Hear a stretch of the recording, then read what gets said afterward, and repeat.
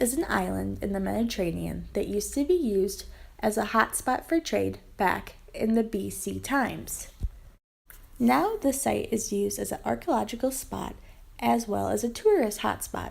A lot of the tourists that I witnessed were just taking pictures of different monuments and then walking away without taking time to actually learn about the history of Delos. When visiting the amphitheater, I was lucky enough to learn from the guide some of the history that the amphitheaters of ancient Greece has brought to present day. However, I did see many tourists take pictures of the amphitheater and then just walk away without bothering to learn. The act of taking pictures in these tourist spots is not a bad thing at all. People like taking pictures for keepsakes and memories and to help them remember their experience. However, if you are visiting one of those historically important spots, I believe how you act, you should be present, that you're respecting the site and that you're not turning it into a gimmick or something less than what it actually is. After visiting Delos, we traveled to the island Mykonos, where people were also interacting with the site, whether it was taking family selfies or having a close friend take a picture of you. There was also interaction there. Another thing I saw in Mykonos was transactions. There was a lot of stores that were selling little trinkets of what people think that Greece is. That there was knockoffs of the Oracle, there were penis soaps and hand towels, and then there was even magnets that were very cheaply made and were idolizing what Greece should be.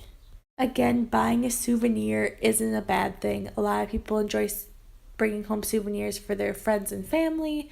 However, the culture of shopping for souvenirs on the island of Mykonos seemed very gimmicky and very cheaply made. So I believe if you want to buy a good souvenir, I would suggest going to a different island. Transactions weren't the only thing happening on Mykonos. There was also a lot of leisure happening.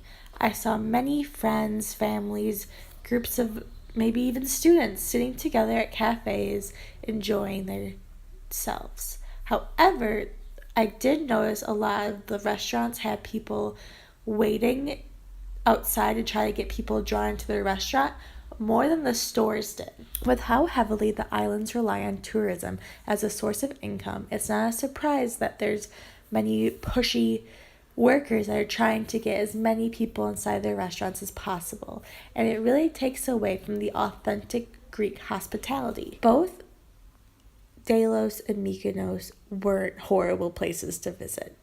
They both had significance. I very much enjoyed learning the historical side in Delos, and in Mykonos, I did think the water was pretty. However, I did find it strange that Mykonos just didn't seem authentic like the other islands we have visited did, that kind of seemed like they were trying to be what people think Greece is.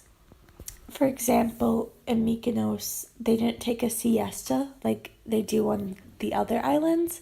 And so I just think it's really interesting what tourism can turn a country into. Like I've seen it in Mexico where they bring out these traditional dancers that are only there for the tourists, that they're not actually traditional dancers, that they do it to earn money.